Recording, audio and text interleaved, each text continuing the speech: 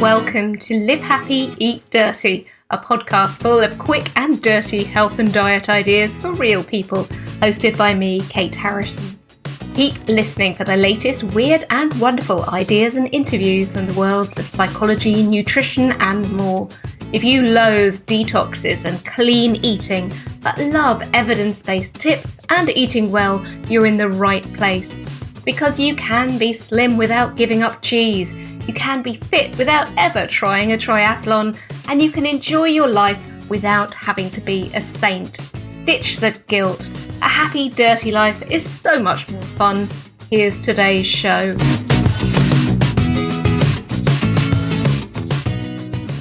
A very warm welcome to episode 2 of Live Happy, Eat Dirty. Today we are talking superfoods and specifically about my belief that cheese, and especially smelly cheese, is a superfood in its own right. I'm going to be talking to wonder dietitian Helen Phadnis about that a little bit later on.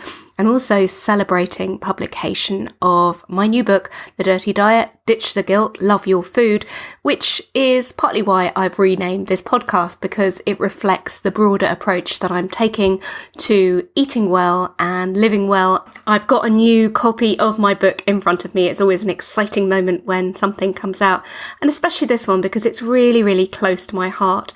I wanted to share the philosophy of eating wide, eating diversely, in contrast why I think restrictions like clean eating are not a good idea, both for our bodies and also for our attitude towards food. Just lately, I've been reviewing my attitude to food and dieting over the years, partly because my uncle sent me some old family photographs. It was really painful to see how self-conscious I looked when I was bigger, right from the age of 16. I do remember going on some of my first diets and the foods that involved, especially cottage cheese and crisp breads. Now, if you are of my generation, you may also have bad memories of those things. There's nothing wrong with really good cottage cheese, but the diet variety can be really yucky. I remember spooning it out onto a crisp bread and how liquid it was, how thin, and the smell and the little bits of pineapple. Ugh. And the crisp bread underneath, which was more air than bread, it has to be said, would just disintegrate within minutes. And if it did that just under a little bit of the curds and whey from the cottage cheese, you can imagine it didn't last very long in our bodies. My philosophy to do with food has changed completely since I started intermittent fasting, because I no longer ban anything from my diet. If I fancy it, I can make a decision based on what it's going to do for me and how it's going to make me feel. So instead of cottage cheese, I'm more likely to eat good cheese, but a smaller amount of it. And instead of an airy crisp bread, I might be having a really, really thin slice of my favourite bread that I bought from the baker around the corner, or I made myself, and I've just cut as narrowly as I can, but I can really enjoy the flavour. It's certainly been the answer for me to stop yo-yo dieting, and it's one of the things that I really wanted to get across in the book. The gratifying thing about it has been that lots of people lost weight, but they also said they were eating a lot more than before. And especially gratifying to me was the fact that lots of the women who read it did say they'd want to pass it on to their teenage daughters and sons, because over and over again we see the pressure that comes from body image and social media that didn't exist when I was a teenager and now is overwhelming for young people who are seeing airbrushed images and thinking that they have to starve themselves or they have to cut certain foods out in order to look like that. The question of whether we should actually want to look like that in the first place is one that often never gets discussed. And certainly over the years, for me, I've realised that looking good and feeling good and eating well go side by side. And with that in mind, it's time to go to our regular slot, Talking Dirty with Helen Phadnis. It's time to talk dirty with Helen Phadnis, extraordinary dietitian and all-round foodie expert. And today we're going to talk about unexpected superfoods, why cheese counts, and actually we're going to debate even whether superfoods exist. So Helen, to kick off, how do you feel about the word superfood? I used to absolutely love the word superfood because traditionally dietitians can be a bit boring and conventional and reserved in our approach to diet. and it does make things more fun and appealing. However, I've got to say, there is just so much commercial gain to be achieved from the most recent superfoods, and unfortunately people have been perhaps duped by manufacturers as part of their marketing strategy into buying products that they don't necessarily need. So goji berries is quite a good example. So goji berries are fantastic and give you plenty of antioxidants and fibre, but so do all other berries. So I'm not against them, and my children have them on their porridge in the mornings, but then I have blueberries and raspberries. I'm not missing out there. It's nice, it's a fun term, but I think people need to remember that just because something isn't labelled as a superfood, it doesn't mean it isn't good for you. And that's exactly what we're going to talk a bit more about today, because I agree that it's really good to give people pointers of nutrient-rich ingredients or foods, but when it is focused on exotic foods, which then tend to be more expensive, the marketing that goes with it has to be paid for. It ignores the fact that we've got some great homegrown foods. Wherever you are in the world, the chances are that there are some really nutrient-rich foods that are native to your diet and that you can still get a lot of the benefits. So we're going to talk about the less weird and wonderful today, including some that might surprise you. So the one that's most surprising to me, it may not count as everyone's idea of a superfood, but you really recommend that people who are going on a diet with the aim of losing weight might include cheese in their diet. Absolutely. So there's several reasons for this. One reason is the calcium content.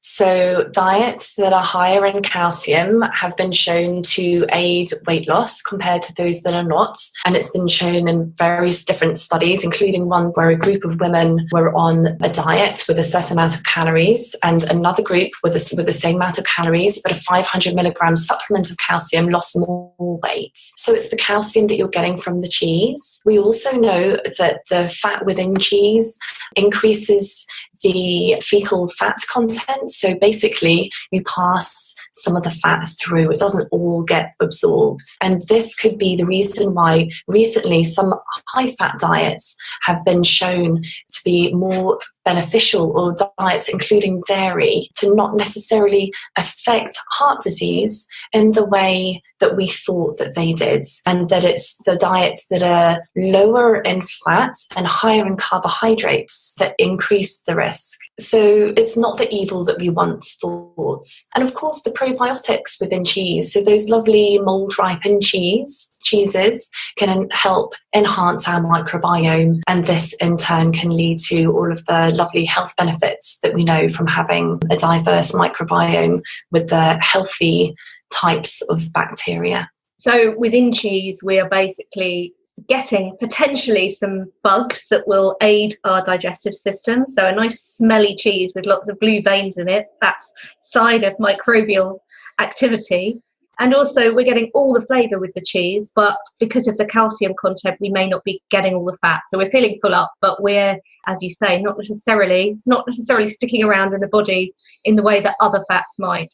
Yes, and it also helps with fullness. So the fat does make it into your stomach, and that slows down your gastric emptying, which means that we have that nice full feeling. And that has been proposed as the mechanism why, for some people, higher fat diets are more effective than the low fat diets when it comes to weight loss. Of course, with cheese and other ingredients we're going to mention, just in case people get the wrong idea, we're not talking about going overboard, but then we wouldn't be suggesting about going overboard with goji berries either. It's all about the diversity and a little of what you fancy. So there's cheese, and yogurt also counts that way. Let's move on a little bit now. So often we hear a lot about hype about super grains, so a new grain that has been discovered in Africa or South America and so on, and that means we therefore might overlook a grain that I think is one of your favourite foods, but is kind of found in Scotland, for example, and is really cheap as chips, or in fact probably cheaper than chips. You know which one I'm talking about. Oats. Oats are fantastic for the soluble fibre that they contain.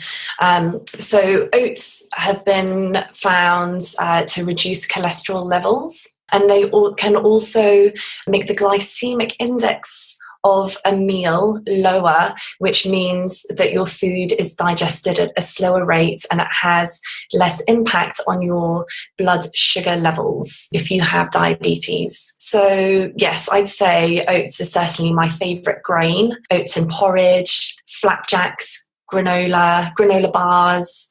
Oats are fantastic. I'm not mad keen on the gloopiness of hot porridge because when it attracts the water, which in itself helps our digestion, it can get that slightly claggy texture. I prefer the overnight oats, which have become a bit of a thing, a bit of a trendy Instagram thing. But just because it's trendy doesn't mean it's not really tasty as well. I'm not talking about throwing the baby out with the bathwater. And I love some overnight oats. I really love the creamy texture that you get, even if you just add water or apple juice or something to oats. They turn into this lovely mix in the fridge. It doesn't have to be hot porridge, does it? Not at all. And I sometimes throw a handful of oats into my smoothies, so you could have oats in that form as well, or on top of a fruit crumble. Perfect. Another one that comes up, and we might hear nuts extolled as something that's good to eat, but also we hear a lot about how fatty they are because they're really high in calories. And yet if we're putting nuts into a potential superfood category, there's good news there as well in terms of how many calories we take in. Yes, the way that we assess the calories within food is slightly outdated, and we now know that the amount of calories that the body absorbs is slightly different to the methods used to work out the calories that's on the side of the packet. And that's especially true for foods where there's a lot of fat along with fibre, such as nuts. So nuts have this lovely soluble fibre in as well, which forms a matrix whereby it does carry some of the fat through your body so that it's not absorbed. And almonds in particular, it's estimated that the calories that you actually absorb from almonds are about 30% less than what's on the packets. They're really good at helping with weight loss and reducing your cholesterol levels. But all nuts are fantastic because they have this soluble fibre. They keep you nice and full, and they're, as I call them, crunchy-munchy foods. So any food that it takes a while to eat that you're really chewing over sends messages to your body that you have eaten and reduces those feelings of hunger. I was amazed actually, especially when I started fasting and realised that I couldn't get away with quite the numbers I was having before if I was going to stay under my limit, how satisfying even 5 almonds with the brown skin on can be. And, you just take those, they're very portable and you feel fantastic and you know that they're doing you good and aren't quite as high in the calories as we thought. The way that calories are assessed or have been assessed, correct me if I'm wrong here, is basically to burn them, isn't it, pretty much, and burn a food, so incinerate it and then kind of see how much energy it gives off. It's not a great surprise that doesn't entirely reflect what's happening inside our bodies. Exactly right.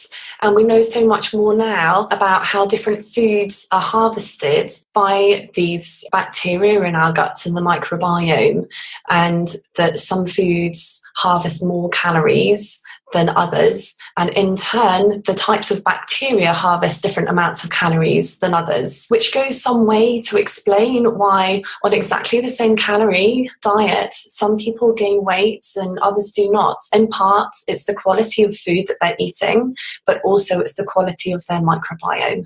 We talk about this quite a lot in the Dirty Diet, this concept of smart harvesting, and we're touching on some of that with these foods as well. I've got 2 more foods, or in fact 1 food and 1 drink to talk about with this. The next one is, I was tempted at one point with the Dirty Diet to call it the cheese and pickle diet, which sounded very, very British, because not only is cheese potentially good for us, pickles, or a certain kind of pickle, are also a potential superfood. Now, we're not necessarily talking about your Branston, as nice as it is. We're talking about something with a bit more of an acquired taste. So the kimchi, any kind of sauerkraut, all of these pickles that we're making in a very particular way. You can make them at home or you can buy them in the fridge. But what is it about these pickles that makes them really good for us potentially? So there's two ways that they are giving us health benefits. They are providing us with some lovely healthy bacteria, which help to colonize our guts with a diverse range of bacteria that are of a healthy type that produce these short-chain fatty acids and reduce the inflammation in our guts.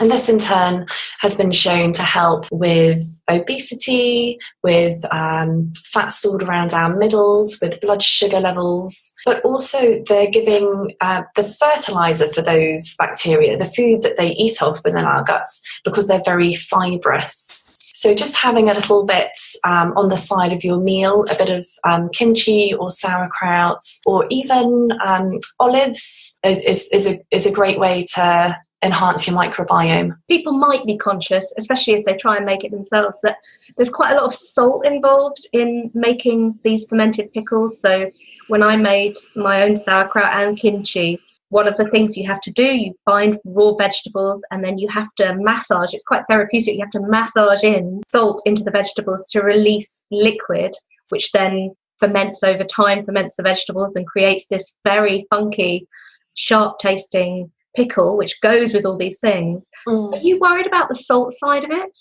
Generally speaking, these things are eaten in smaller quantities, so it's just the portion size to look at, and then not having so much salt within the rest of the meal. Within this whole diet, if you're cutting down on processed foods, then automatically your salt intake would be reduced. So no, I mean, overall, very high salt intake. It's not good. It's not good for blood pressure.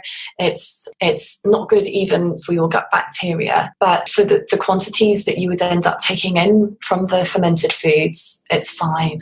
The final superfood or super drink, if you like, is one that we bonded on to start with, because not only were you saying that cheese was okay when we first met and talked about it, we also talked about coffee. And we're recording this in the morning. I've had my morning coffee, black, strong, straight up. I'd love to hear it from you, why you think coffee is an acceptable, well, more than acceptable thing to drink. I would never advocate going over more than, say, 6 cups in a day, but less than that, it's a source of extra fluids, which is fine. And we know that caffeine does not dehydrate us in the way that advice used to be, just to have water and not coffee because that's dehydrating you. So it does count towards your fluid intake. It also boosts your metabolism. So it does help your body burn more calories, which is why it can be of benefit for people that are trying to lose weight. And that's all caffeinated drinks. So that's why some white tea as well as green tea has been linked to weight loss, is most likely due to the caffeine intake in those studies, that people lost more weight when they were drinking green and white tea. It has a performance enhancing benefit within sports. So for those feelings of alertness that you get from caffeine, it helps you push yourself harder when you go to the gym or go for a run. So that can help. Within coffee and tea, we have these lovely polyphenols and antioxidants that give us health benefits as well. I love all that. I think it's really interesting how some foods and some drinks do become demonized as a result of out-of-date research, and it often takes people a little while to cotton on to the fact that they're not as bad as they've been saying and that they can have benefits. So yeah, coffee every time for me. Just a general thought to round off then about superfoods. So we're not saying don't touch the new foods, because I love variety. So I recently tried out the purple potatoes, because these are spuds that, instead of being white on the inside or orange as you'll get with a case of sweet potatoes, they really are quite a startling purple colour, which is great fun actually. It's lovely to eat something that's a different colour, and there are potentially polyphenols there, but I'm not going to say everybody must eat a purple potato. I suggested it to my partner. He's like, oh, this is wrong. Potatoes shouldn't be this colour. We're saying be a little bit sceptical. Is that how you would say to people about superfoods, or what would be your top tip? I'd say use common sense. So if goji berries are superfoods, other berries are superfoods too, and don't not eat those. If chia seeds are superfoods, then it makes sense that linseeds and flax seeds are superfoods too, and all seeds for that matter, and nuts. Be a little bit skeptical, but don't shun them. They are good for you, but then don't be put off other similar foods as well. We're looking for ripe produce, aren't we? We're looking for produce with lots and lots of colours, and maybe we should be thinking in terms of, as you're saying, superfood groups, berries generally, depending on what's in season and what is suitable in your country, and the nuts and seeds that are most economic for you to get hold of. Eat a rainbow every day. So I love the idea of purple potatoes. We've had purple potatoes here recently in this house, and different coloured carrots. And I picked up some radish seeds for my raised bed just yesterday, and I got the yellow, pink and red ones. So I think, you're not always paying a premium for something different, but be a bit adventurous and try these things. As always, loads of food for thought there with Helen. I thought I would talk you through the process of coming up with the recipes for my new book. So the one that I did before, 5-2 Veggie and Vegan, was partly based on my own experiences of being a vegetarian for the last 30 years. For the Dirty Diet, I wanted to be broader because it's recognising that all the people who are likely to want to make a rounded diet their choice for life have different preferences. So that might include meat and fish. I wanted to bring together diversity, but also have lots and lots of options.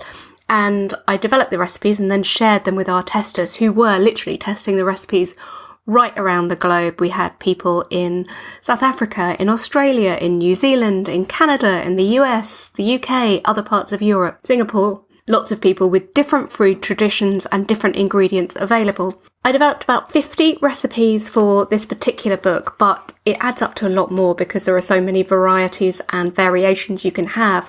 I'm just going to have a quick look through the recipe index. For example, we've got the first one listed here, a 5-a-day vegetable and paneer balti. And my principle here was to try to put as many different varieties of vegetable into the curry as possible so that it counted or pretty much ticked off 5 portions of vegetables in a day. Alongside that, I had paneer, which is the Indian cheese, which is really tasty. It's got a different texture to the vegetables, but it picks up the spices and the flavourings of a curry so beautifully. Of course, for a vegan, or if you don't like paneer, you can use tofu, and you can also use any form of meat. Lean chicken would work really well in this dish. Tested that out. Lots of people really enjoyed it. I know that a curry is particularly welcome on a cold and rainy day, like the kind that we're having today here in March in the UK. I've got loads of soups in the book, and I've also got a little guide to inventing your own soups, because I think that it's really important to empower people with the basic skills. Soup seems like a mysterious thing, and actually it's the easiest thing you could possibly make. So I've got a mixture of different ideas there. I've got vegetable soups. One of my favourite is a chickpea and leek soup with blue cheese. So the blue cheese is actually probiotic, as we've been hearing in the talk. You've also got lots of lovely prebiotics. These are the foods that your gut microbiome microbes really enjoy. They can use it as food, and then that converts into compounds that can help aid the health of your gut and therefore your overall health as well. I've got recipes with eggs, I've got pizza, I've got loads of really good stuff, including my choc cherry granola, which I find absolutely delicious. And the recipe for that is also included in the free blueprint, which you can get hold of. You can see that in the show notes, or you can go to thedirty-diet.com and sign up and receive a 20-page download for free, which allows you to plan your own weight loss and health goals, and also has the granola recipe, and a really delicious one that I'm probably proudest of actually from the recipe book, which is my blue cheese, leek and potato puff bake. And it just all puffs up and it's absolutely gorgeous. And that got definitely the seal of approval for most of the people who tried out the recipes during the testing process. I hope you've enjoyed today's episode. Next time, we're going to be hearing from a brilliant baker who has a sensitivity to wheat. She has found a way to make a new life, baking for her neighbourhood, spreading the word about slow baking and how to make really good bread, how to buy it too, and I found it fascinating talking to her. I bet you will too. That's it for today's Live Happy, Eat Dirty. For free tools and tips to help you live a gloriously imperfect way of life, go to thedirty-diet.com or find us on Facebook /The Dirty Diet. You can also tweet me at Kate Writes Books. And do have a happy and dirty day.